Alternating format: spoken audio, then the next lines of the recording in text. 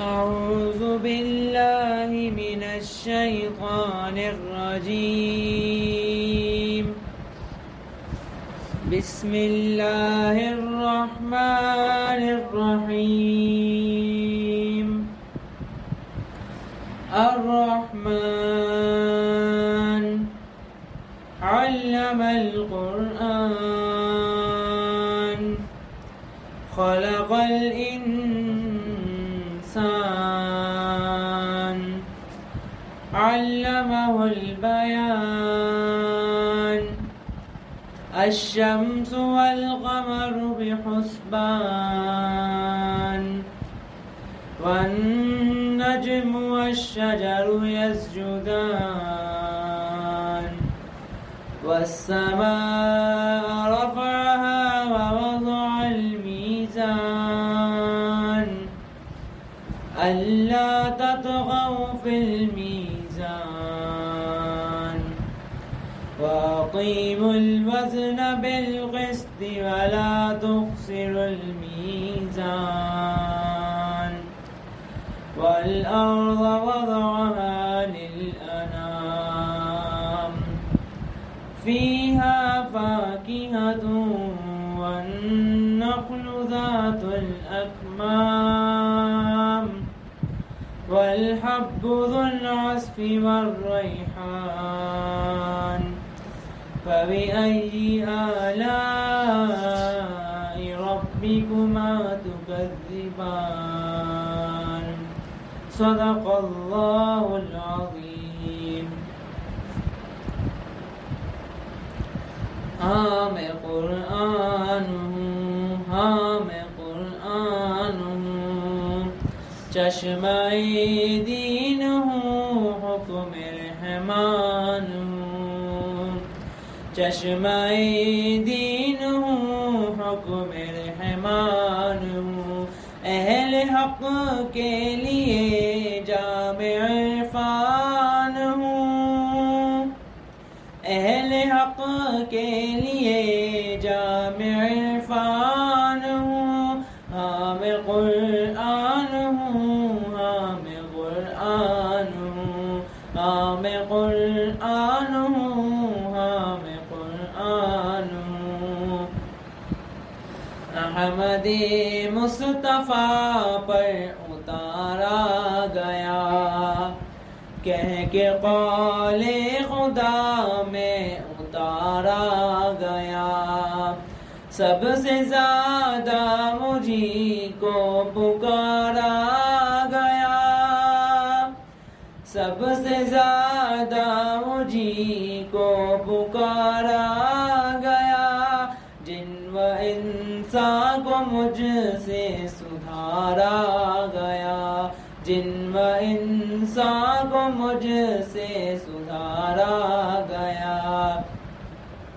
رب کی پہچان تھا، رب کی پہچان ہوں. رب کی پہچان تھا، رب کی پہچان ہوں. ہاں میں قرآن ہوں، ہاں میں قرآن ہوں، ہاں میں قرآن ہوں، ہاں میں قرآن ہوں. جنتی قاریوں کو بناؤں گا میں، عاصیوں کی سفارش کراؤں گا میں.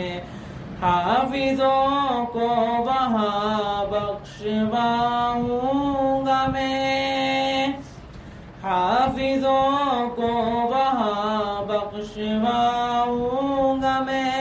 تاج ماں باپ کو پہنواؤں گا میں، تاج ماں باپ کو پہنواؤں گا میں. عین ایمان تھا، عین ایمان ہوں. عین ایمان تھا، عین ایمان ہوں. ہاں میں قرآن ہوں، ہاں میں قرآن ہوں، ہاں میں قرآن ہوں، ہاں میں قرآن ہوں.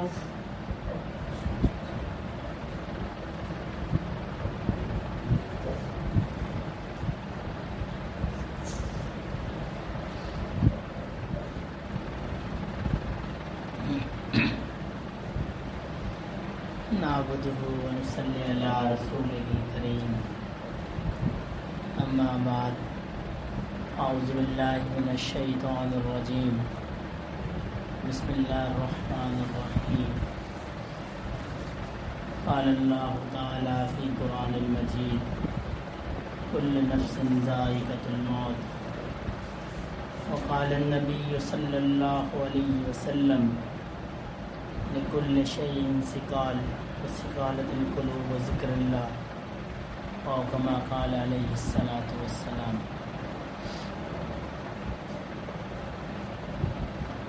انسان کی زندگی ایک سفر ہے، اور ایسا سفر جو نہ اس نے اپنی مرضی سے شروع کیا اور نہ اس کی مرضی سے ختم ہوگا۔ دنیا میں کوئی شخص یہ دعویٰ نہیں کر سکتا کہ وہ اس دنیا میں اپنی مرضی سے آیا ہے اور اپنی مرضی سے جائے۔ دنیا میں آنے والا ہر شخص اللہ رب العزت کی مرضی سے اس دنیا میں آیا، اور جب تک اللہ پاک چاہیں گے وہ اس دنیا میں رہے گا، اور جب اللہ پاک چاہیں گے وہ اس دنیا سے چلا جائے۔ اور نہ صرف یہ کہ اس کا اس دنیا میں آنا جانا اللہ رب العزت کی منشا پر ہے، بلکہ اس کا اس دنیا میں معاملات، اس کا اس دنیا میں کردار، یہ سب اللہ رب العزت کی منشا کے مطابق جیسے اللہ پاک چاہیں گے اس کے ساتھ ویسے حالات و واقعات پیش آئیں گے۔ حدیث شریف کے اندر ہے، بچہ ماں کے پیٹ میں ہوتا ہے تو ایک فرشتہ آتا ہے، وہ اس کو لکھ کے چلا جاتا ہے کہ جب یہ دنیا میں جائے گا تو اس کو کتنا رزق ملے گا۔ یہ جب دنیا میں جائے گا تو اس کا کتنا رزق ملے گا، یہ ہماری پیدائش سے پہلے ایک فرشتے نے اس کو لکھ دیا اللہ کی مرضی سے۔ اس رزق کے لیے جس کے لیے نہ ہم حلال دیکھتے ہیں، نہ حرام دیکھتے ہیں، نہ دن دیکھتے ہیں، نہ رات دیکھتے ہیں۔ کسی کا گلا کاٹنا پڑ جائے ہم اس کا گلا کاٹ دیتے ہیں کہ جی ہمارا رزق بڑھ جائے، ہمارا مال بڑھ جائے، ہمارا پیسہ بڑھ جائے، ہماری دولت بڑھ جائے۔ ایسی چیز کے لیے جس کے لیے اللہ رب العزت نے ماں کے پیٹ میں لکھ دیا جی اس کو اتنا ملنا ہے، نہ اس سے کم ملنا ہے نہ اس سے زیادہ ملنا ہے۔ حضرت علی رضی اللہ تعالیٰ عنہ کا قول ہے، فرماتے ہیں جیسے موت انسان کو ڈھونڈتی ہے ویسے رزق بھی انسان کو ڈھونڈتا ہے۔ میں نے ایک جگہ پڑھا، جب گندم کا دانہ زمین سے اگتا ہے تو اللہ رب العزت ایک فرشتے کو اس پہ مقرر فرماتے ہیں، اور اس فرشتے کی یہ ذمہ داری ہوتی ہے، اس کو یہ اسائنمنٹ ملتی ہے کہ یہ گندم کا لقمہ فلاں شخص کے پیٹ میں جانا ہے، یہ گندم کا لقمہ فلاں شخص کے پیٹ میں جانا ہے۔ وہ اس فرشتہ اس گندم کے دانے کو اٹھاتا ہے، اور پھر وہ مختلف مراحل سے ہوتا ہوا وہ اس انسان کے جب پیٹ میں چلا جاتا ہے تو اس فرشتے کی ڈیوٹی ختم ہو جاتی ہے۔ اس مال کے لیے جس کے لیے ہم کسی حدود کا خیال نہیں کرتے، اللہ نے اس مال کا فیصلہ ہماری اس زمین پر آنے سے پہلے کر دیا۔ پھر دوسرے انسان کی یہ خواہش ہے میری عمر لمبی ہو، میں زیادہ جیوں۔ وہ ہماری دادی جان رحمۃ اللہ علیہ ایک مثال دیا کرتی تھی، فرماتی تھی کہ گاؤں کے اندر ایک بچہ کسی عورت کا بیمار ہو گیا، ماں تھی تو وہ ماں کہنے لگی کہ اللہ کا، اس سے عام طور پہ کہہ دیتے ہیں اللہ میری عمر بھی اس کو دے دے، اللہ میری عمر بھی اس کو دے دے۔ اتنے میں ایک بھینس کھل گئی، وہ بندھی ہوئی تھی، وہ تو اس کو کوئی چھیڑ چھاڑ ہوئی ہوگی، وہ کھل گئی۔ وہ بھینس جب اس عورت کی طرف آئی تو یہ گھبرا گئی، یہ سمجھی کہ شاید یہ ملک الموت ہے۔ وہ بچے کو آ گیا میں نہیں ہوں، یہ اس کو لے جاؤ، اس کو لے جاؤ۔ انسان کی یہ خواہش ہوتی ہے کہ وہ لمبا جیے۔ حدیث شریف کے اندر ہے جیسے جیسے انسان بوڑھا ہوتا ہے اس کی جینے کی خواہش اتنی جوان ہو جاتی ہے، اتنی اس کی جوان ہو جاتی ہے، میں زیادہ عرصہ جی جاؤں۔ حالانکہ جب ماں کے پیٹ کے اندر تھے اللہ نے اس وقت لکھ دیا تم کتنا جیو گے، تم کتنا جیو گے۔ تمہیں رزق کتنا ملے گا، اور اسی میں اللہ نے لکھ دیا خاتمہ تمہارا کس حال میں ہوگا، ایمان کی حالت میں ہوگا کہ غیر ایمان کی حالت میں۔ یہ سارے معاملات اللہ نے ہمارے آنے سے پہلے لکھ دیے۔ اس دنیا کے اندر ہم جو زندگی گزارتے ہیں یہ اللہ کی مشیت اور مرضی کے مطابق گزارتے ہیں، جس کو ہم تقدیر کہتے ہیں، تقدیر۔ تو یہاں ایک سوال پیدا ہوتا ہے، اگر ہر چیز اللہ رب العزت کی مشیت کے مطابق ہے تو پھر حساب کس بات کا ہے؟ پھر حساب کس بات کا ہے؟ حضرت علی رضی اللہ تعالیٰ عنہ سے سوال کیا گیا کہ حضرت تقدیر کیا چیز ہے؟ آپ نے فرمایا تم اپنے پاؤں کو اٹھاؤ۔ انہوں نے اپنے پاؤں، جس نے سوالی جو تھا اس نے اپنے ایک پاؤں کو اٹھایا، تو حضرت نے فرمایا دوسرے پاؤں کو بھی اٹھاؤ۔ اس نے عرض کی کہ خلیفۃ المسلمین میں دوسرے پاؤں کو نہیں اٹھا سکتا، میں دونوں پاؤں اٹھاؤں گا تو پھر جاؤں گا۔ فرمایا یہ تقدیر ہے، ایک پاؤں جو اٹھانے کا اختیار ہے اسی کا سوال ہے۔ یہ جو ایک پاؤں اٹھانے کا سوال ہے اسی کا اختیار ہے۔ اللہ نے ہمیں عقل دی ہے، شعور دیا ہے اور ہمیں کچھ اختیارات دیے ہیں۔ ہم نے کس گھر میں پیدا ہونا ہے اس کا فیصلہ ہم نے نہیں کرنا ہے، یہ ہماری تقدیر ہے۔ مسلمان کے گھر میں پیدا ہونا ہے، کافر کے گھر میں پیدا ہونا ہے، امیر کے گھر میں پیدا ہونا ہے، غریب کے گھر میں پیدا ہونا ہے، یہ ہماری تقدیر ہے۔ اس کا فیصلہ ہم نہیں کرتے، اس کا فیصلہ اللہ رب العزت کی ذات کرتی ہے کس شخص کو کس خاندان میں پیدا کرنا ہے۔ پھر پیدا ہونے کے بعد اس نے کیا عادات کو اختیار کرنا ہے، یہ اللہ نے اس کا اختیار اس بندے کو دیا۔ اس نے نیک ہونا ہے، اس نے بد ہونا ہے، اس نے برے دوستوں کی صحبت اختیار کرنی ہے، یہ اختیاری چیزیں ہیں، یہ بندہ اپنی مرضی سے کرتا ہے، اور انہی اختیاری چیزوں پہ اللہ نے پھر حساب رکھا ہے۔ جو ہم یہاں سے چلے جائیں گے اللہ رب العزت ہم سے سوال کریں گے دنیا میں کیا کام کیا، جوانی کہاں گزاری، جوانی کہاں گزاری، یہ اللہ پاک آپ کے دین کے کاموں میں گزاری ہے؟ ہم کہہ سکتے ہیں جی جماعت کے کاموں میں گزاری، سلسلے کے کاموں میں گزاری۔ یہ اللہ پاک جانتے ہیں کہ ہم نے جو سلسلے کا کام کیا، ہم نے جو جماعت کا کام کیا، ہم نے جو اللہ اللہ کا نام لیا، یہ اللہ کی رضا کی نیت سے لیا یا کسی اور نیت سے؟ امام غزالی رحمۃ اللہ علیہ جب فوت ہوئے، بہت بڑے عالم تھے، جب فوت ہوئے تو اللہ رب العزت کی بارگاہ میں پیش ہوئے، اللہ پاک نے فرمایا غزالی تم میرے لیے کیا لے کے آئے؟ عرض کی کہ اللہ پاک میں نے ساری عمر دین کو پڑھا اور پڑھایا، ساری عمر میں نے آپ کے دین کو پڑھا اور پڑھایا اور لوگوں تک پہنچایا۔ تو اللہ پاک نے فرمایا کہ تم نے اپنے ذوق کی تسکین کی، یہ تو تمہارا ذوق تھا، کتابیں لکھنا تمہارا ذوق تھا، وعظ کرنا تمہارا ذوق تھا، یہ تو تم نے اپنے ذوق کی تسکین کی، میرے لیے تم نے کیا کیا؟ امام غزالی فرماتے ہیں میں ڈر گیا، میں ڈرو نہیں، تمہارے لیے میرے پاس تمہاری ایک ایسی نیکی ہے جو تم نے میرے لیے۔ وہ نیکی کیا ہے؟ اللہ پاک نے فرمایا تم کتاب کو لکھ رہے تھے تو ایک مکھی جو ہے وہ اس قلم پہ آ کے بیٹھ گئی، اور تم نے قلم کی جنبش کو روک دیا کہ پیاسی لگتی ہے، یہ سیراب ہو کے چلے جائے، تم نے میری مخلوق پہ رحم کیا، میں نے تمہیں معاف کیا۔ قدر اخلاص کی ہے، نیت کی قدر ہے، عمل کی قدر نہیں ہے۔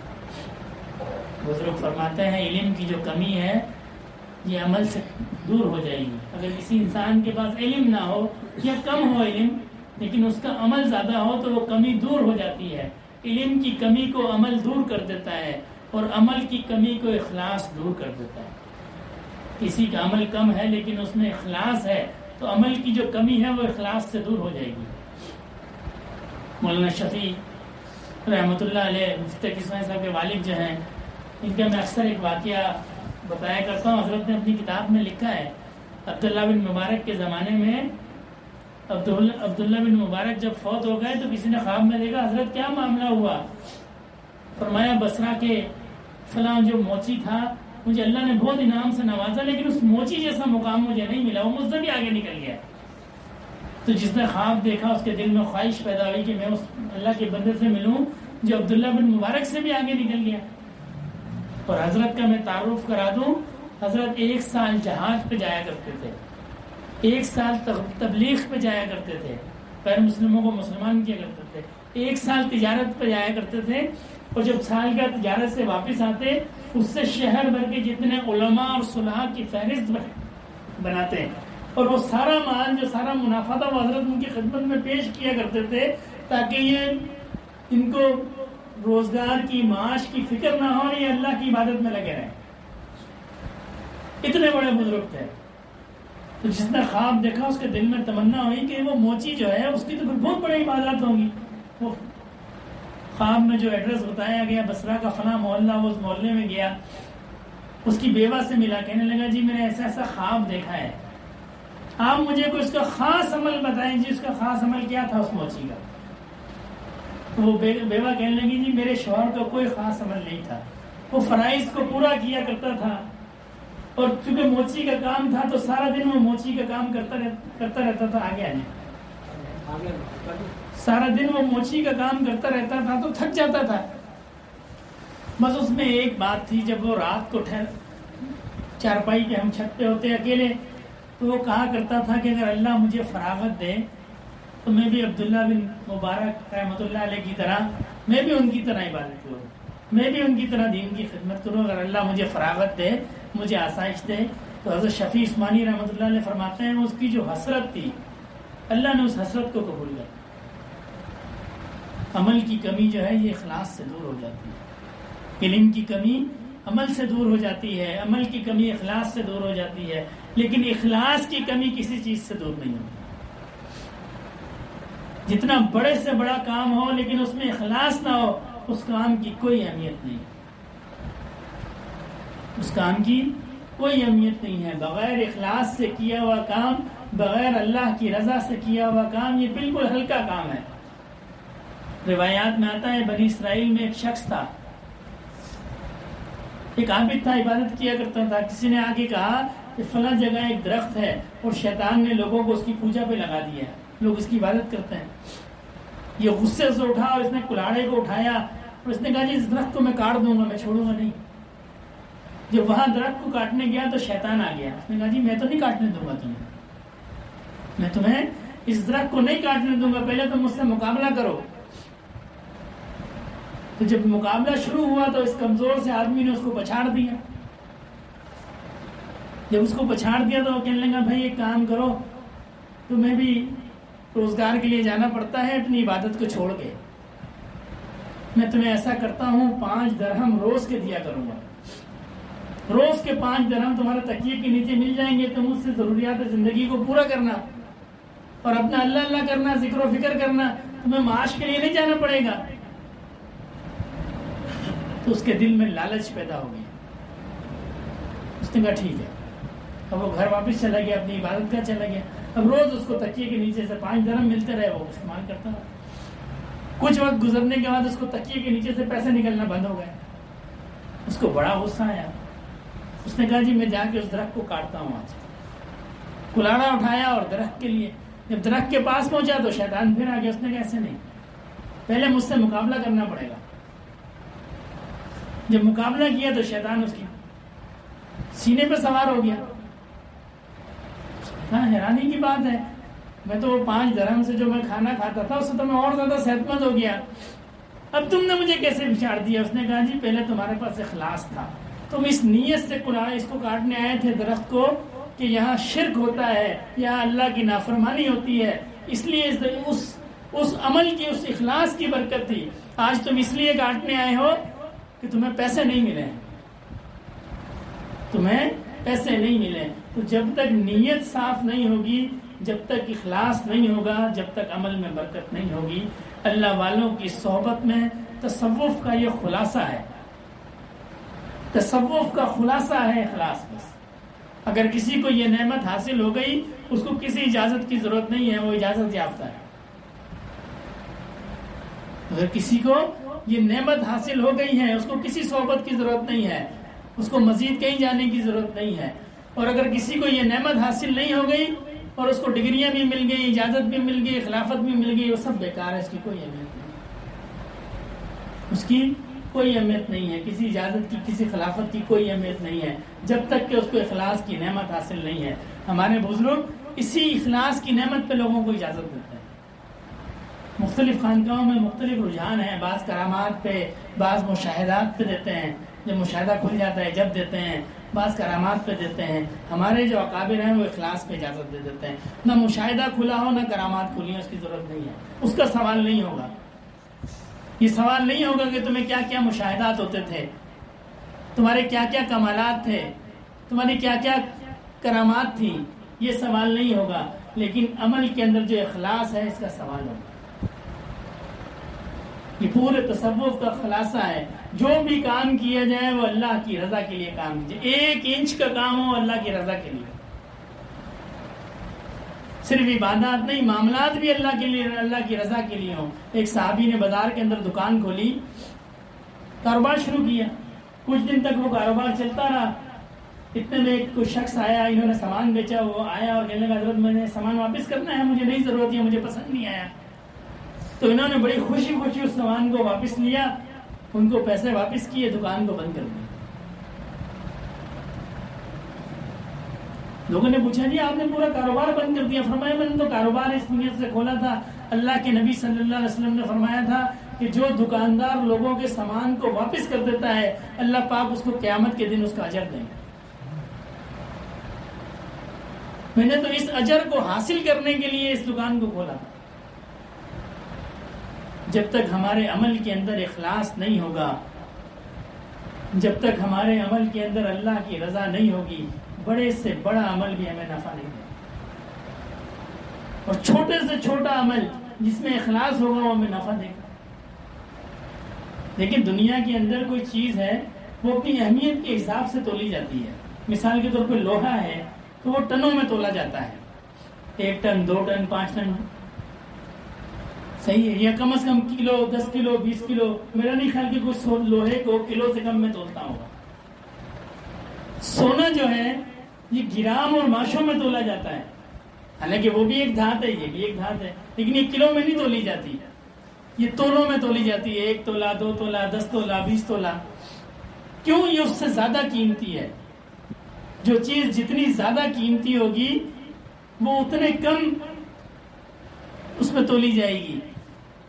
اور اللہ نے نیکیوں کے بارے میں کیا کہا؟ فَمَن يَعْمَلْ مِثْقَالَ ذَرَّةٍ خَيْرًا يَرَهُ وَمَن يَعْمَلْ مِثْقَالَ ذَرَّةٍ شَرًّا يَرَهُ. ذرہ ذرہ تولا جائے گا، ذرہ، کیونکہ وہ ان سے بھی قیمتی ہے. سونے سے بھی وہ قیمتی ہے. تو نیکی ہماری کیا ہوگی؟ ذرہ ذرہ تولی جائے گی. کوئی ذرہ چھوڑا نہیں جائے گا، ذرہ ذرہ ہماری نیکی تولی جائے گی. یہ ہمارے جو معاملات ہیں یہ بہت زیادہ قیمتی ہیں. شر کے معاملے میں بھی ذرہ ذرہ تولا جائے گا، خیر کے معاملے میں بھی ذرہ ذرہ تولا جائے گا. ہم بڑی بڑی باتیں کہہ کے بھول جاتے ہیں. ہم کہتے ہیں جس کی کوئی اہمیت ہی نہیں ہے. ایسے زبان سے ہم الفاظ نکالتے ہیں. حدیث شریف کا مفہوم ہے کہ بندہ زبان سے ایسے الفاظ نکالتا ہے بندہ اس کو بھول جاتا ہے، اللہ اس کو نہیں بھولتے.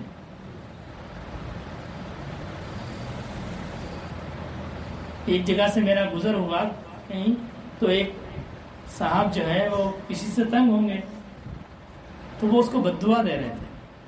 اور بددعا کیا دے رہے تھے؟ یا اللہ اس کی نسلوں کو خراب کر دینا، جس نے ہمیں تنگ کیا اس کی نسلوں کو خراب کر دینا.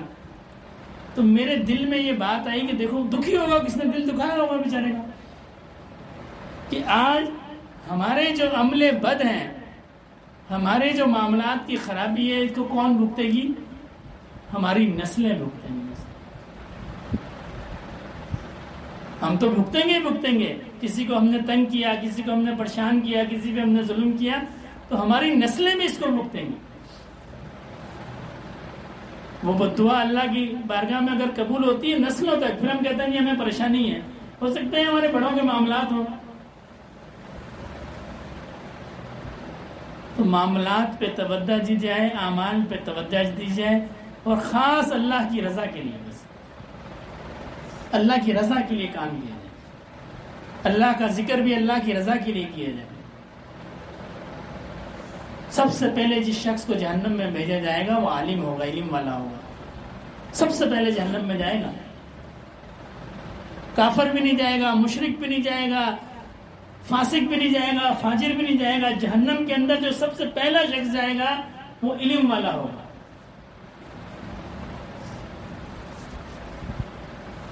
کیوں جائے گا؟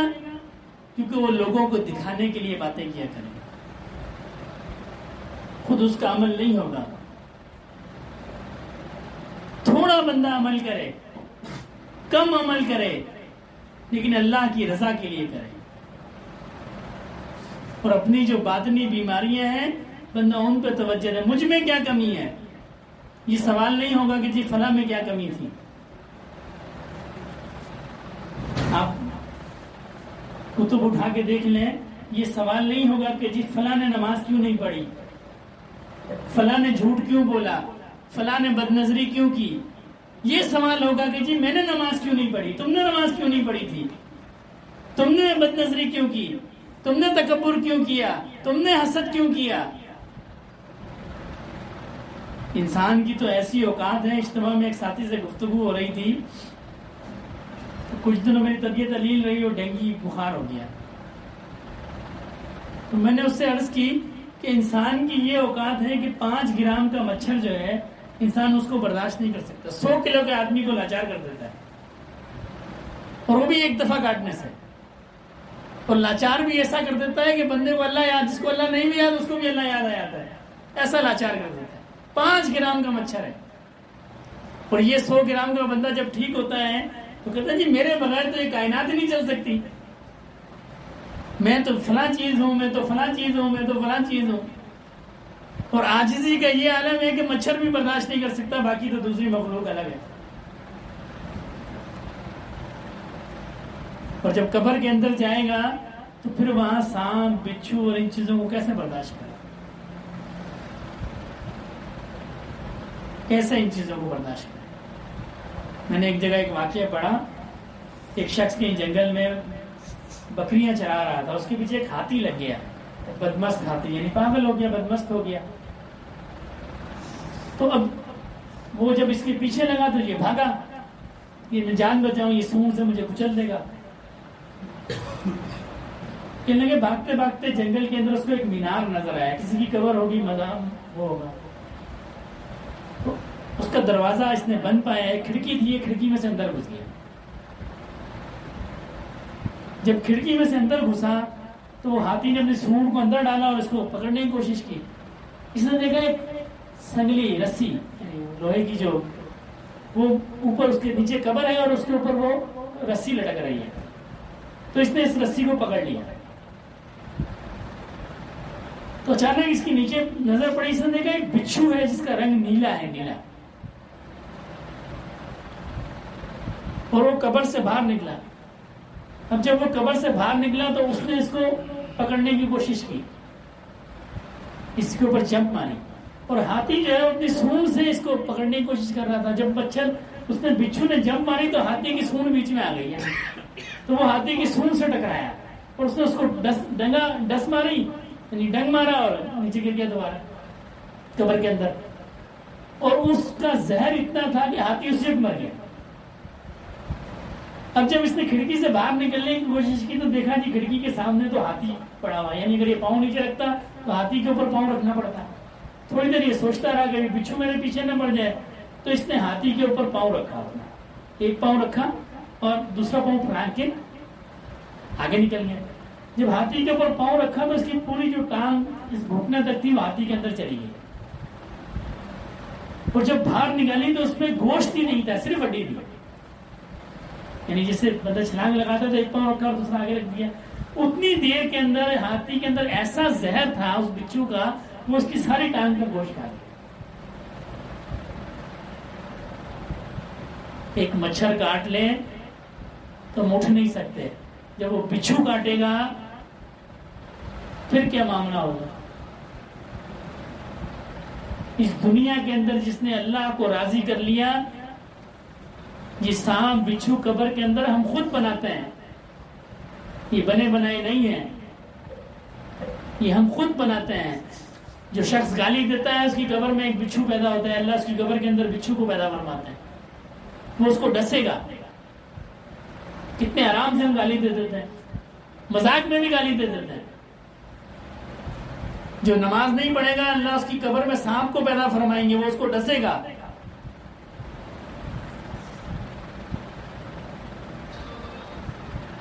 یہ سارے معاملات پیش آنے ہیں۔ دنیا میں ہم جو عمل کرتے ہیں اللہ پاک کے پاس رجسٹر ہے، وہ اس میں لکھا جاتا ہے۔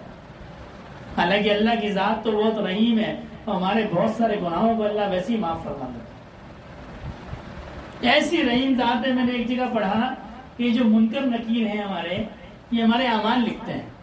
جو گناہ کرتا ہے تو بائیں ہاتھ والا، نیکی کرتا ہے تو دائیں ہاتھ والا۔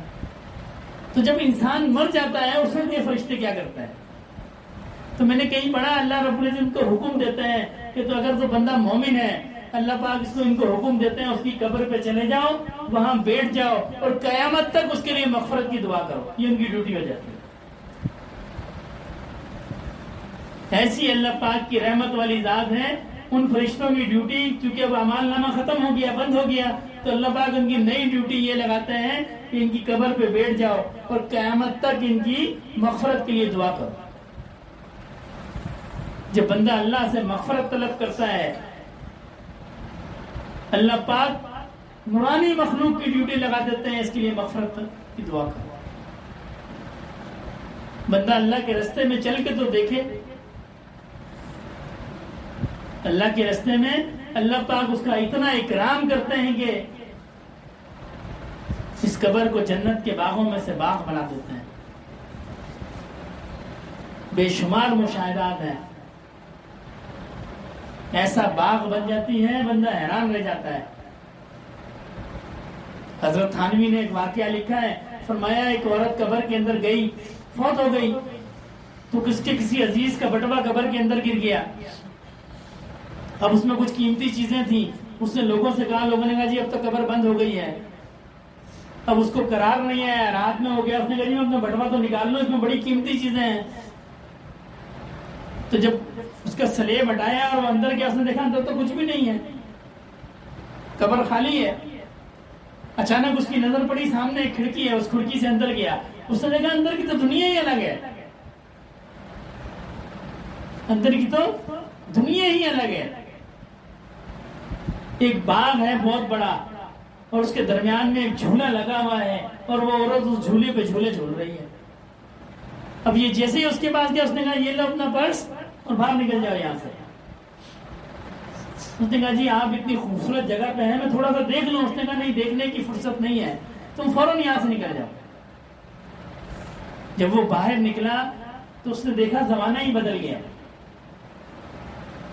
صدیاں گزر گئی۔ وہ اپنے سکے لوگوں کو دکھائے، لوگوں نے کہا یہ تو ہمارے کوئی کسی زمانے میں ہوتے تھے سکے۔ اس کو شہر کے سب سے بوڑھے آدمی کے پاس لے گئے، اس نے سکے وکے دیکھے، اس نے کہا ہاں جی ہمارے کوئی بزرگوں میں نے یہ سکے دیکھے ہیں۔ اب کیا کیا جائے؟ تو شاہ عبد العزیز محدث دہلوی رحمۃ اللہ علیہ کا زمانہ تھا، لوگوں نے ان کو جو نا حضرت کی خدمت میں بھیجا کہ بھئی یہ سب سے بڑے جو ہے بزرگ یہی ہیں یہاں پہ، شاہ ولی اللہ رحمۃ اللہ علیہ کے صاحبزادے تھے، بھئی ان سے آپ معاملہ بیان کریں۔ دلی کی جو جامع مسجد تھی اس کے امام تھے۔ تو جب حضرت کی خدمت میں اس نے عرض کی کہ حضرت میرے ساتھ ایسا معاملہ ہوا، حضرت نے فرمایا بھائی اس کا اب کوئی حل نہیں ہے، جو وقت گزر گیا۔ پھر جو نمازی تھے مسجد کے جو لوگ تھے ان سے فرمایا کہ بھائی اس کے لیے چندہ کرو، اس کو پیسے دو اور اس کو بیت اللہ شریف بھجوا دو، بس جو اس کی باقی زندگی ہے وہاں بیت اللہ شریف میں عبادت کرتا رہے اللہ کی۔ ایسے اللہ کے پاس عجائبات ہیں کہ انسان کی نظر ان کو آتا نہیں کر سکتی۔ یا ایھا الانسان ما غرک بربک الکریم، ایسا نہیں اللہ نے فرمایا تم نے مجھے کیسے چھوڑ دیا، میں اتنا کریم تھا، اتنا محبت کرنے والا تھا، تم نے مجھے کیسے چھوڑ دیا اس دنیا کے چکر میں جو آنکھ بند ہوتے ہی کھل جاتی ہے، اس مال کے چکر میں کہ انسان پہ تھوڑی سی کمزوری غلبہ کر لے، اولاد لڑ پڑتی ہے کہ جی ابا جی کے جانے سے پہلے سائن کروا دو۔ ایسا نہ ہو کہ اس مال کے لیے اللہ کو چھوڑ دیا، اس اولاد کے لیے اللہ کو چھوڑ دیا جو قبر کے اندر دبا کے واپس آ جائے گی، بعد میں پوچھے گی بھی نہیں۔ ایسی محبت کرنے والے رب کو ہم نے کن کاموں کے لیے چھوڑ دیا؟ اللہ نے شکوہ کیا ہم سے، یا ایھا الانسان ما غرک بربک الکریم، کس چیز نے تمہیں مجھ سے بلا دیا؟ دنیا کی زندگی جس کو اللہ نے فرمایا وما الحیات الدنیا الا متاع الغرور، یہ دھوکہ ہے، دھوکہ۔ مجھے ضمناً ایک بات یاد آ گئی،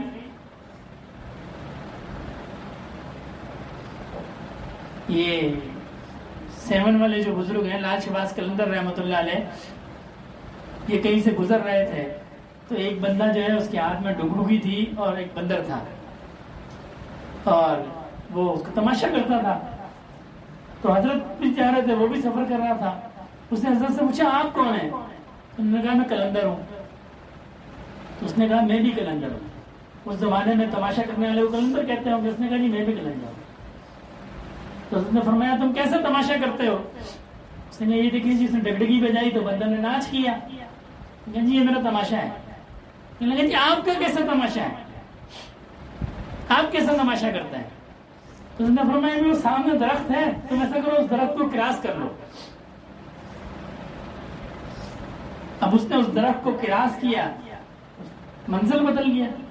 دیکھا جی پھول ہیں، چھاؤں ہے، درخت ہے، وسیع و رئیس باغ ہے، کہاں وہ دھوپ اور گرمی، کہاں یہ وسیع و رئیس باغ۔ حیران ہو گیا۔ تھوڑی دیر میں گھڑ سواروں کا دستہ آیا، جیسے اس پر نظر پڑی کہنے لگے جی بادشاہ سلامت آپ کہاں چلے گئے تھے؟ جی میں تو تمہارا بادشاہ ہوں۔ نے کہا جی آپ ہمارے بادشاہ، ہم تو آپ کو پتہ نہیں کب سے ڈھونڈ رہے ہیں، آپ پتہ نہیں کس جانب نکل گئے۔ اٹھایا اس کو محل میں لے گئے۔ محل میں ملکہ آ گئی کہ جی آپ کدھر چلے گئے تھے؟ اب یہ حیران و پریشان۔ بہرحال وہاں بادشاہی کرتا رہا۔ سال گزر گئے، 2 سال گزر گئے، 10 سال گزر گئے، اولاد ہو گئی، اولاد بڑی ہو گئی، وقت گزر گیا۔ ایک دن اس کے دل میں خیال آیا کہ میں تو اس درخت سے اندر آیا تھا، میں تو اس درخت سے اندر آیا تھا، بادشاہ تو ہوں نہیں ہے، تو پتہ نہیں اللہ جانے میرے ساتھ کیا معاملہ ہوا۔ تو میں تو اس درخت سے وہاں سے دوبارہ جا کے دیکھتا ہوں کہ درخت سے واپس جاتا ہوں۔ تو اسی مقام پہ سپاہیوں کو، لشکر کو لے کے آیا، دیکھا سامنے وہی درخت ہے۔ اب اترا، کہنے لگا ٹھہرو میں ذرا آتا ہوں۔ جب درخت کراس کیا پھر منظر بدل گیا، وہی دھوپ، وہی گرمی، وہی بندر، اور حضرت سامنے کھڑے ہنس رہے ہیں۔ کہنے لگا حضرت میری ملکہ، میرا محل، میری اولاد، میری جاگیر۔ حضرت نے فرمایا تو تماشا تھا، وما الحیات الدنیا الا متاع الغرور۔ یہ تماشا ہے، یہ آج ہم جس دنیا میں بیٹھے ہیں یہ تماشا ہے۔ اللہ خود فرماتے ہیں یہ دھوکہ ہے۔ وہ بزرگوں نے تو اپنے اللہ کے حکم سے اپنی کرامت ایک دکھا دی کہ دھوکہ ہے، یہ ہمیں بھی دھوکہ ہے۔ یہ اللہ خود فرماتے ہیں وما الحیات الدنیا الا متاع الغرور، یہ دھوکہ ہے جس دنیا میں تم رہتے ہو۔ تم سمجھتے ہو تمہاری اولاد ہے، تمہارا مال ہے، تمہاری عزت ہے، تمہارا سرمایہ ہے، ان میں سے کچھ بھی ہمارا نہیں ہے، یہ سب دھوکہ ہے۔ اللہ پاک حشر میں فرمائیں گے کتنا دن دنیا میں رہے؟ بندہ عرض کرے گا یا اللہ دن تو دور کی بات، ہم تو کچھ لمحے دنیا میں رہے ہیں۔ وہ ملکہ، وہ تخت، وہ شہزادے، وہ لشکر، سالوں کی زندگی، اور کتنے دن؟ کچھ لمحے ہم دنیا میں رہے، دن بھی زیادہ ہیں۔ ان کچھ لمحوں کے لیے ہم نے کسی چیز کی پرواہ نہیں کی، نہ اللہ کے حکم کی پرواہ کی، نہ نبی کریم صلی اللہ علیہ وسلم کی اتباع کی پرواہ کی، کسی چیز کی ہم نے پرواہ نہیں کی۔ ہم نے کہا جی اس کچھ لمحوں کے لیے مال آ جائے، اولاد آ جائے، عزت آ جائے، سرمایہ آ جائے، اور ان میں سے کوئی بھی چیز ہمارے پاس نہیں رہے گی۔ نبی کریم صلی اللہ علیہ وسلم نے فرمایا انسان کے 4 دوست ہیں۔ نماز یہاں پڑھنی پڑے گی۔ فرمایا نا انسان کے 4 دوست ہیں، ایک دوست ایسا ہے کہ جو اس کی موت تک اس کے ساتھ ہے بس، اور دوسرا دوست ایسا ہے جو اس کو دفنانے تک اس کے ساتھ ہے، اور تیسرا دوست ایسا ہے جو قبر میں بھی اس کے ساتھ ہے۔ پہلا دوست اس کا مال ہے، جیسے ہی انسان کی آنکھ بند ہوئی مال ختم ہو گیا اس کا، وہ اس کا مال نہیں رہا، وصیت بھی نہیں کر سکتا۔ اگر وہ کہے، کوئی شخص یہ کہے کہ جی میرے مرنے کے بعد میرا سارا پیسہ فلاں کو دے دیا جائے تو باطل ہے یہ وصیت، وہ وصیت بھی نہیں کر سکتا اپنے مال کی۔ اب اس کا کوئی حق نہیں رہا. زیادہ سے زیادہ 1/3 کی وصیت کر سکتا ہے، بس اس سے زیادہ کی نہیں کر سکتا، اور وہ بھی کسی وارث کے حق میں نہیں کر سکتا. کسی کے 3 بیٹے ہیں، 4 بیٹے ہیں، اور وہ وصیت کر جائے کہ فلاں کو 1/3 حصہ زیادہ ملے میرے بیٹوں میں سے، تو یہ وصیت باطل ہے. وارث کے حق میں وصیت نہیں کر سکتا. مال اس کا ختم ہو گیا، مرتے ہی ختم ہو گیا. اور دوسرے دوست اعزاء اقارب، دوست احباب، یہ اتنی وفا کرتے ہیں، اس کو قبرستان پہنچا کے بس ختم ہو گئی دوستی. اور تیسرا دوست کیا ہے؟ انسان کے اعمال ہیں. تیسرا دوست کیا ہے؟ انسان کے اعمال ہیں، اور وہ اعمال اس کے ساتھ قبر میں جاتے ہیں. اور سب سے جو ہم کم سلوک کرتے ہیں وہ ان اعمال کے ساتھ کرتے ہیں. کوئی اہمیت نہیں ہے، نماز نکل گئی کوئی اہمیت نہیں ہے، روزہ نکل گیا کوئی اہمیت نہیں ہے، اللہ کے حکم کی نافرمانی ہو گئی کوئی اہمیت نہیں ہے. کسی چیز کی ہمارے نزدیک کوئی اہمیت نہیں ہے. اللہ کا حکم سب سے افضل ہے. اللہ کا جو حکم ہے یہ سب سے افضل ہے. جو بندہ اللہ کے نام کی عزت کرتا ہے اللہ اس کو بھی نواز دیتا ہے. اللہ کے نام کی تو دور کی بات ہے، جو اللہ والوں کے، اللہ کے بندوں کے نام کی عزت کرتا ہے اللہ اس کو بھی نواز دیتا ہے. میں نے کہیں پڑھا کسی کے گھر میں مشکلات ہوں، تکلیفیں ہوں، تو اصحاب بدر کے نام 313 نام لکھ کے ایک کاغذ کے اوپر اور اس کو کسی نمایاں جگہ پہ ٹانگ دے، اس کے گھر پہ کوئی تکلیف نہیں آئی. صرف اللہ والوں کے نام ٹانگنے کی یہ برکت ہے. ہمیں ہمارے اکابر کی طرف سے ایک وظیفہ ہے نرینہ اولاد کے لیے. سب بھی چھوارے دم کرتے ہیں، یہ فقیر بھی کرتا ہے، یہ ہمارے بڑے حضرات کی طرف سے یہ تحفہ ہے. اس میں ہم اصحاب کہف کے نام کی حرمت لکھتے ہیں. اللہ ان کے نام کی برکت سے آپ اس کو نرینہ اولاد دیتے ہیں. اس کے نام کی برکت سے، نرینہ اولاد کے لیے، اولاد کے لیے اللہ اس کے نام کی برکت سے ہم کو اولاد دیتے ہیں. اللہ کے نام کی فضیلت تو الگ بات. جس بندے نے اللہ کی اتباع کی، نبی کریم صلی اللہ علیہ وسلم کی اتباع کی، اللہ کے حکم کو مانا، اللہ اس کے نام کو قائم و دائم رکھ دیتا ہے. حج کے جتنے واقعات ہیں یہ بنیادی طور پہ جو ہیں یہ بی بی ہاجرہ اور حضرت اسماعیل علیہ السلام کے واقعات ہیں نا. بی بی ہاجرہ نے چکر لگایا، اللہ نے کہا پوری قیامت تک عورتیں چکر لگائیں گی، مرد بھی چکر لگائیں گے.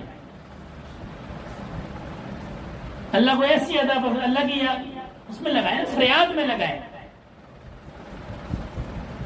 ابراہیم علیہ السلام نے قربانی فرمائی، قیامت تک اللہ نے اس سنت کو جاری فرما دیا. جو شخص اللہ کو راضی کر لیتا ہے اللہ اس کو زندہ کر دیتے ہیں. ہمیں یہ خواہش ہوتی ہے ہمارا نام ہو، اللہ پاک ایسا زندہ کرتے ہیں صدیاں گزرنے کے بعد بھی اللہ والوں کے نام زندہ رہتے ہیں. صدیاں گزر جاتی ہیں اللہ والوں کے نام. بادشاہوں کے نام تو کوئی نہیں جانتا ہے. ہمائیوں کا مقبرہ کہاں ہے کسی کو پتہ ہے؟ اورنگزیب کا مقبرہ کہاں ہے کسی کو پتہ ہے؟ انہی کے زمانے میں مجدد الاسانی تے دنیا وہاں جاتی ہے، آج بھی جاتی ہے. خواجہ مولوی الدین چشتی رحمۃ اللہ کے مزار پہ دنیا آج بھی جاتی ہے. بابا فرید کے مزار پہ دنیا آج بھی جاتی ہے. کیوں؟ کہ انہوں نے اللہ کو راضی کیا اور مخلوق کے دلوں پہ حکومت کی.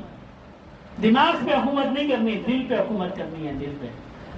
ہمارے ایک ساتھی تھے، وہ مرکز کو چھوڑ کے چلے گئے. نام لینا مناسب نہیں ہے، ساتھی جانتے ہوں گے یا نہیں بھی جانتے بہرحال. تو ان کے ساتھ ایک ان کے دوست تھے، ان کے متعلق تھے. ان کے میرے پاس فون آیا، کہنے لگے جی آپ فلاں بھائی سے بات کریں.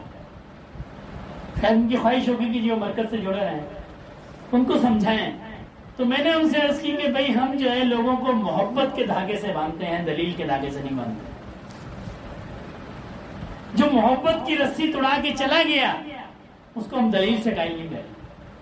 ہم لوگوں کو محبت کی رسی سے قائم کرتے ہیں، محبت کی رسی سے جوڑتے ہیں، دلیل کی رسی سے نہیں جوڑتے. علماء دلیل کی رسی سے جوڑتے ہیں، صوفیہ محبت کی رسی سے جوڑتے ہیں، محبت کے دھاگے سے جوڑتے ہیں. یہ محبت کا پیغام ہے، یہ عشق کا پیغام ہے. جب شیخ سے عشق ہوتا ہے تو فیض آتا ہے، دلیل سے فیض نہیں آتا.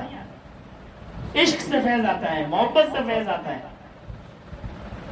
مولانا منظور احمد رحمۃ اللہ علیہ نے اپنی کتاب میں لکھا ہے یہ ایسا رستہ ہے پیر بت خانے میں تو مرید بھی بت خانے میں. بڑے صاحب رحمۃ اللہ علیہ نے ایک گاؤں تھا یعنی شہر تھا، تو حضرت کو یہ اشکال ہوا کہ پتہ نہیں یہاں جمعہ ہوتا ہے کہ نہیں ہوتا، تو حضرت نے اپنے شیخ کو خط لکھا، خواجہ نور بخش رحمۃ اللہ علیہ کو، کہ حضرت جس جگہ میری پوسٹنگ ہے، ریلوے میں اسٹیشن ماسٹر تھے، عرض کی کہ حضرت جس جگہ میری پوسٹنگ ہے وہاں جو قصبہ یہ فلاں قصبہ ہے، اب مجھے اس میں اشکال ہے، پتہ نہیں یہاں جمعہ ہوتا ہے کہ نہیں ہوتا۔ تو خواجہ نور بخش رحمۃ اللہ نے ان کو جواب میں صرف ایک جملہ لکھا کہ تمہارے اطمینان کے لیے یہ بات کافی ہونی چاہیے کہ اس فقیر نے وہاں جمعہ پڑھا ہے۔ کوئی دلیل نہیں دی کہ جی جمعے کی یہ شرائط ہے یا جمعے کی یہ شرائط ہے یا جمعے کی یہ آداب ہے، صرف ایک جملہ جواب میں لکھا کہ تمہارے اطمینان کے لیے یہ بات کافی ہونی چاہیے کہ اس فقیر نے وہاں جمعہ پڑھا ہے۔ یہ تو ایسا رستہ ہے، یہ محبت کا رستہ ہے، دلیل کا رستہ نہیں ہے۔ یہ ضرور ہے کہ جب بندہ بیعت ہو، ہاتھ میں ہاتھ ڈالے، میں نے پہلے بھی عرض کی تھی، جب بندہ بیعت ہو کسی شخص کے، کسی شیخ کے، ہاتھ میں ہاتھ ڈالے تو ساری چیزیں دیکھ لے، اس پہ کوئی اعتراض نہیں ہے۔ ہر نقش کو نبی کریم صلی اللہ علیہ وسلم کی سنت کے نقش پہ ملا لے، تسلی کر لے۔ جب تسلی کر لی، بیعت ہو گیا، پھر اس کو شک کی گنجائش نہیں ہے، اس لیے کہ اس کو پھر جو شک ہے وہ شیطان کا وسوسہ ہے۔ آداب کی تو ایسی روایت ہے، فضل علی قریشی رحمۃ اللہ علیہ سے ان کے کسی سالک نے عرض کی کہ حضرت میری کیفیات بند ہو گئی، میری کیفیات بند ہو گئی ہیں۔ تو حضرت نے فرمایا تم نے کوئی بیعت بھی کی ہوگی؟ بیعت بھی کا تو میں سوچ نہیں سکتا۔ حضرت نے فرمایا غور کرو، پھر جب بزرگوں کی نظر ہوتی ہے تو بات خود بخود کھل جاتی ہے۔ پھر اس کے جب اس نے غور کیا، اس کے ذہن میں اس نے عرض کی حضرت آپ کا آسا مبارک پڑا تھا، ڈنڈا پڑا تھا آپ کا، اور میں اس کے اوپر سے پھلانگ کیا، میری کیفیت اس کے بعد بند ہوئی۔ اس ڈنڈے سے، اس آسا کے اوپر پھلانگنے کے بعد میری کیفیات بند ہوئی۔ یہ رستہ ادب کا رستہ ہے، محبت کا رستہ ہے۔ پھر جب ادب اور محبت ہوتی ہے، پھر اللہ پاک ایسے دل کو نور دیتے ہیں، چمک جاتا ہے، ایسا نور دیتے ہیں۔ ایک بزرگ کشتی کے اندر ڈوبنے لگے تو حضرت خضر علیہ السلام کی زیارت ہوئی، آدم فرمایا میرے ہاتھ میں ہاتھ رکھو، میں تمہیں باہر نکال دیتا ہوں، میرے ہاتھ پہ ہاتھ رکھو، میں تمہیں باہر نکال دیتا ہوں۔ فرمایا یہ ہاتھ میں نے اپنے شیخ کے ہاتھ میں رکھا ہے، میں آپ کے ہاتھ میں نہیں رکھ سکتا۔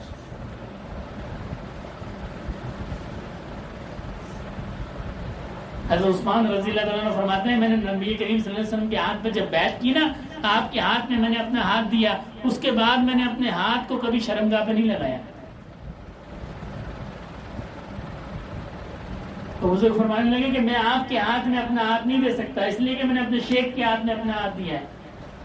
تو اللہ نے ان کے شیخ کو ایک قوت دی، انہوں نے ان کا ہاتھ پکڑا اور باہر نکالا۔ تعلق مضبوط ہونا چاہیے، محبت مضبوط ہونی چاہیے۔ یہ شیطان پہلا وسوسہ جو ڈالتا ہے یہ محبت پہ ڈالتا ہے، فلاں عمل ٹھیک نہیں ہے، فلاں کام ٹھیک نہیں ہے، یا یہ تو ٹھیک ہے، فلاں بزرگ ان سے بھی زیادہ اچھے ہیں۔ پھر میں نے دیکھا ہے لوگوں کو 20 سال 30 سال 40 سال 50 سال آتے بھی ہیں، خدمت میں ہی بیٹھتے ہیں، لیکن کوئی نفع نہیں اٹھا سکتا، کوئی نفع نہیں۔ اور نفع نہ اٹھانے کی وجہ یہ ہے،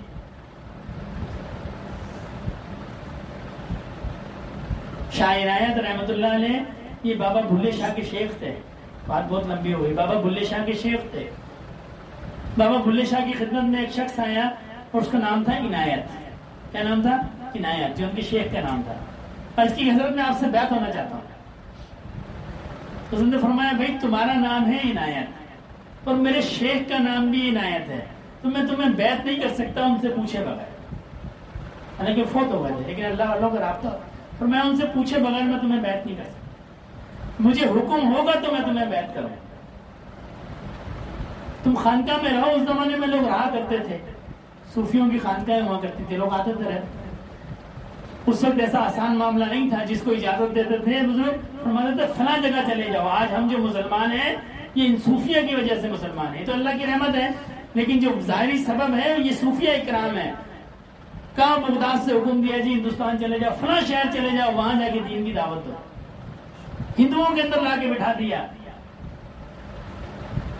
آج ہم کسی ہندو کے پاس جا سکتے ہیں؟ ہم تو خود کامل نہیں ہیں، پہلے کامل کرتے تھے، اس کا فرماتے فلاں جگہ چلے جاؤ، وہاں جا کے لاکھوں لوگ مسلمان ہو گئے۔ تو شاہ وہ خانقاہ کے اندر رہنے لگ گیا. اب وہ روز حضرت کو دیکھتا کہ جی آج اجازت ہو، آج مجھے جو ہے وہ بیعت کریں، آج بیعت کریں، آج بیعت کریں. تو آیا وہ اس نیت سے تھا بیعت ہو گئے تو ٹھیک ہے، ورنہ پھر کسی اور بزرگ کے پاس چلے جائیں گے، وہ تو بیعت کر لیں گے. جب کچھ دن وہ رہا صحبت کے اندر تو پھر اس پہ چڑھا رنگ. جب اس پہ عشق کا رنگ چڑھا پھر اس کے دل میں خیال آیا کہ بھئی یہ بیعت کریں نہ کریں، رہوں گا میں یہیں، رہوں گا میں یہیں. اور اس رات بابا بھولے شاہ کو خواب میں شاہ عنایت رحمۃ اللہ علیہ کی زیارت ہوئی. فرمایا بھولیا اب تو اس کو بیعت کر لے، یہ ایک در کا ہو گیا. اب تو اس کو بیعت کر لے، یہ ایک در کا ہو گیا ہے. فقیر جو ہے وہ در در کا گدا نہیں ہوتا، وہ ایک در کا گدا ہوتا ہے. جو ایک در کا گدا ہوتا ہے وہ فقیر. آپ نے نام ملا کہ فقیر فلاں فقیر فلاں. جو فقیر ہے یہ در در کا گدا نہیں ہوتا. جو در در کا گدا ہوتا ہے وہ گداگر ہوتا ہے. جو در در کا گدا ہوتا ہے وہ گداگر ہوتا ہے. جو فقیر ہوتا ہے وہ صرف ایک در کا گدا ہوتا ہے. دعا فرمائے اللہ رب العزت میں فقیری عنایت فرمائے. وہ اقبال کا شعر ہے نا کہ تیرا طریق امیری نہیں غریبی ہے، خود ہی نہ بیچ فقیری میں نام پیدا کر. اس کو میں نے تھوڑا الٹا پلٹا کر دیا میں نے اپنے موضوع کے حساب سے. خود ہی نہ بیچ فقیری میں نام پیدا کر. اقبال نے تو یہ کہا تیرا طریق امیری نہیں فقیری ہے، خود ہی نہ بیچ غریبی میں نام پیدا کر. لیکن میرے نزدیک خود ہی نہ بیچ فقیری میں نام پیدا کر. دعا فرمائے اللہ رب العزت میں صحیح فقیریت فرمائے. وما علینا الا البلاغ. نماز کا ٹائم ہے، ویسے صبح پہ نماز ہے، نماز پڑھنے کے بعد مراقبہ کر لیں، اس لیے کہ جگہ تنگ ہے، پھر ساتھیوں کو مشکل ہوگی. ہاں لیکن یہ 8:05 ہو رہے ہیں، 8:15 پہ جماعت ہے نا، اذان بھی ہو گئی ہے.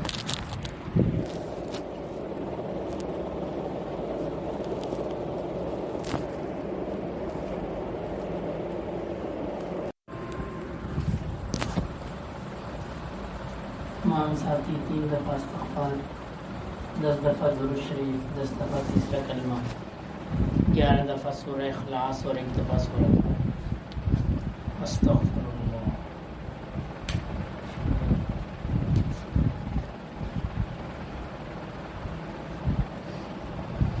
صلی اللہ علی طہ و بارک وسلم.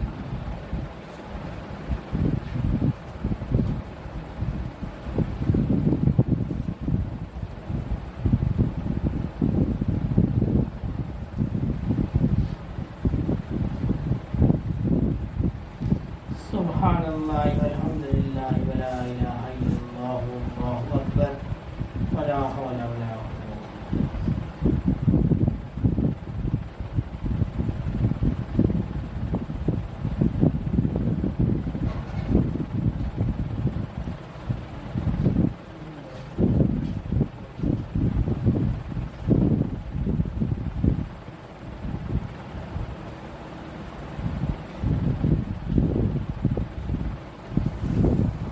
قوة. هو اللہ احد اللہ الصمد لم یلد ولم یولد ولم یکن له.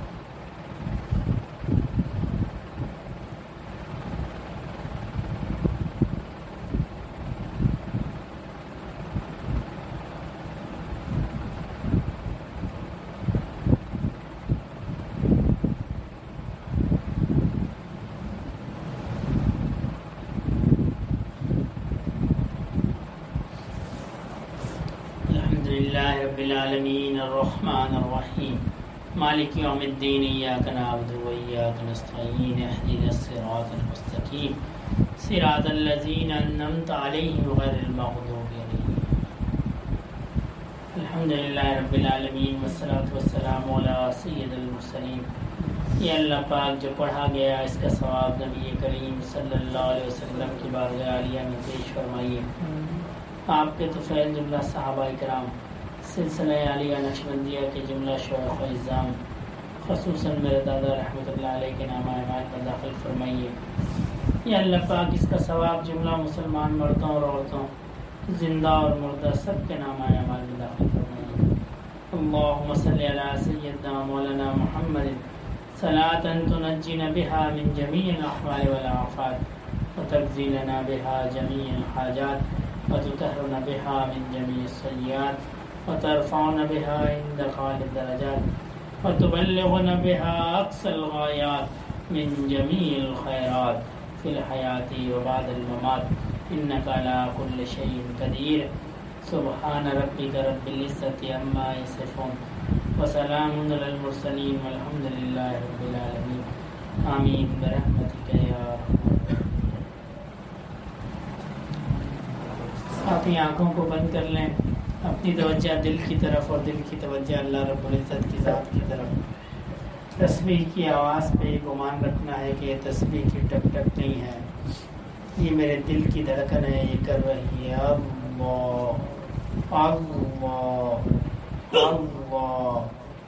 پوری توجہ جو ہے یہ اللہ رب العزت کی ذات کی طرف رکھنی ہے، خیالات کے پیچھے نہیں بھاگنا۔ اگر خیالات آئیں زیادہ تو سانس کو روک کے زبان کو تالو کے ساتھ لگا لیں، جب سانس کو روکیں گے تو خیالات جو ہے منتشر ہو جائیں گے، دوبارہ توجہ دوبارہ بن جائے گی۔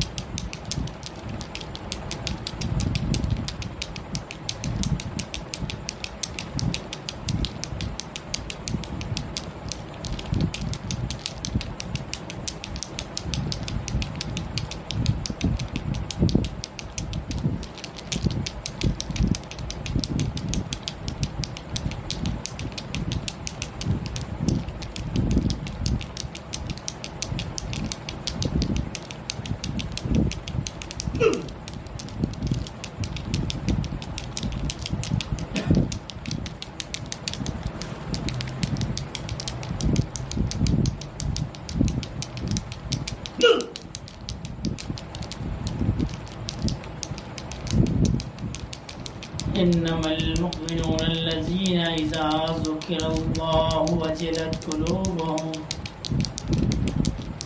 واذا تليت عليهم آياته زادتهم ايمانا وعلى ربهم يتوكلون الذين يقيمون الصلاة ومما رزقناهم ينفقون اللہ اللہ اللہ۔ ذکر گو تا تیرا جانست، پاکیے دل سے ذکر رحمانست، مومنا ذکر خدا بسیار گو، مومنا ذکر خدا بسیار گو، تابعی درد و عالم آبرو، اللہ اللہ۔ ذکر حق آمد غذائے روح را، ذکر حق مرہم دل مجروح را، اللہ اللہ اللہ۔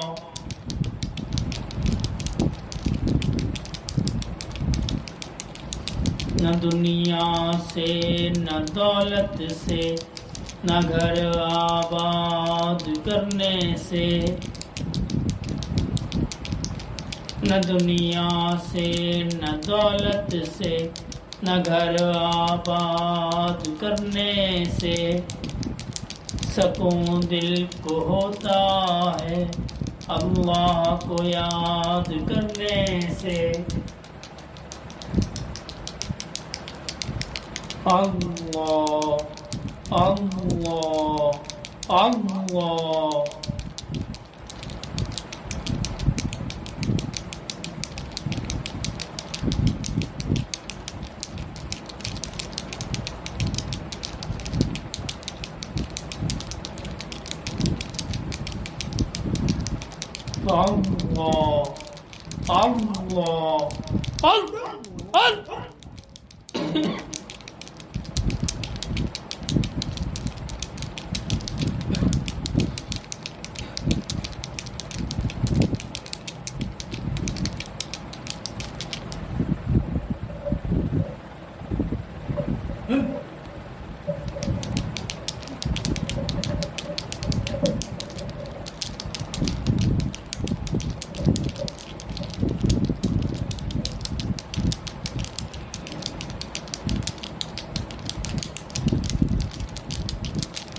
جگہ جی لگانے کی دنیا نہیں ہے، یہ عبرت کی جا ہے، تماشا نہیں ہے۔ جگہ جی لگانے کی دنیا نہیں ہے، یہ عبرت کی جا ہے، تماشا نہیں ہے۔ جہاں میں ہے عبرت کے ہر سو نمونے، مگر تجھ کو اندھا کیا رنگوں نے۔ کبھی غور سے بھی یہ دیکھا ہے تو نے، جو معمور تھے وہ محل اب ہے سونے۔ جگہ جی لگانے کی دنیا نہیں ہے، یہ عبرت کی جا ہے، تماشا نہیں ہے۔ ملے خاک میں اہل شاہ کیسے کیسے، زمیں ہو گئے لامکاں کیسے کیسے، ہوئے نامور بے نشاں کیسے کیسے، زمیں کھا گئی نوجواں کیسے کیسے۔ جگہ جی لگانے کی دنیا نہیں ہے، یہ عبرت کی جا ہے، تماشا نہیں ہے۔ تجھے پہلے بچپن نے برسوں کھلایا، جوانی نے پھر تجھے کو مجنون بنایا، بڑھاپے نے پھر آگے کیا کیا ستایا، اجل تیرا کر دے گی بالکل صفایا۔ جگہ جی لگانے کی دنیا نہیں ہے، یہ عبرت کی جا ہے، تماشا نہیں ہے۔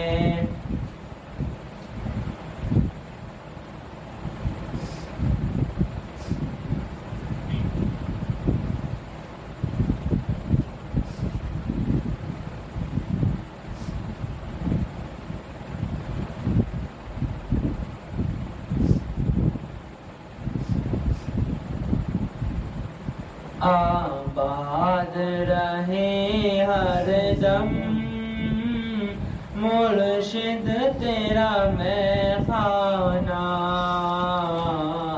آباد رہے ہر دم مرشد تیرا تیرا میں خانہ پیتا رہوں نظروں سے پیمانے پہ پیمانہ پیتا رہوں نظروں سے پیمانے پہ پیمانہ آباد رہے ہر دم مرشد تیرا میں خانہ محفل کی یہ رنگینی ہے دم سے فقط ان کے محفل کی یہ رنگینی ہے دم سے فقط ان کے پیتا رہوں نظروں سے پیمانے پہ پیمانہ دیکھا کروں ہر دم میں چہرہ تیرا جانا آباد رہے ہر دم مرشد تیرا میں خانہ اے تشنہ لبوں آؤ پیاس اپنی بجھا جاؤ اے تشنہ لبوں آؤ پیاس اپنی بجھا جاؤ ملتی ہے مگر اس کو جس نے بھی ہے پہچانا ملتی ہے مگر اس کو جس نے بھی ہے پہچانا آباد رہے ہر دم مرشد تیرا میں خانہ پیتا رہوں نظروں سے پیمانے پہ پیمانہ اللہ اللہ اللہ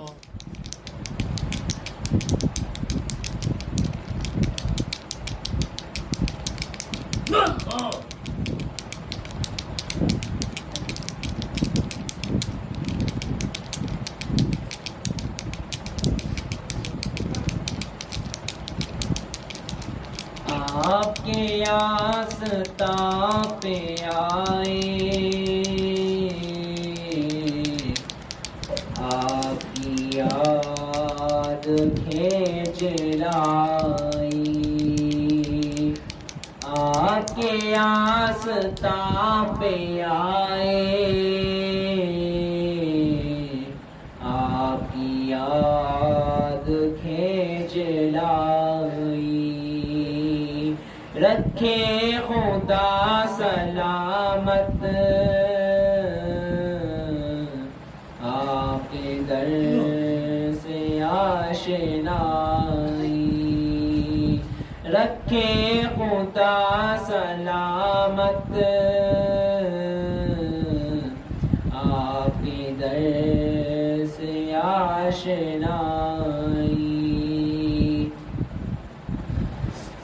آپ کی گلی کے پھیرے میری زندگی کا حاصل آپ کی گلی کے پھیرے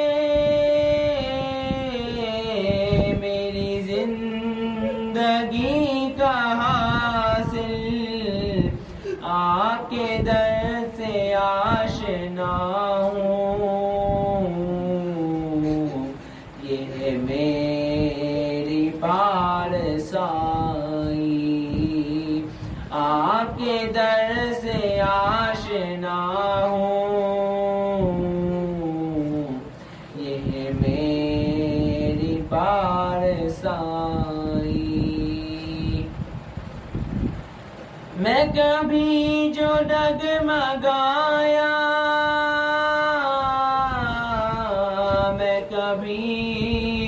لڑکھڑایا، میں کبھی جو ڈگمگایا، میں کبھی جو لڑکھڑایا، آپ کی مستی نظر ہی مجھے تھامنے کو آئی، آپ کی مستی نظر ہی مجھے تھامنے کو آئی، آپ کے آستاں پہ آئے، آپ کی یاد کھینچ لائی، رکھے خدا سلامت آپ کے در سے آشنائی۔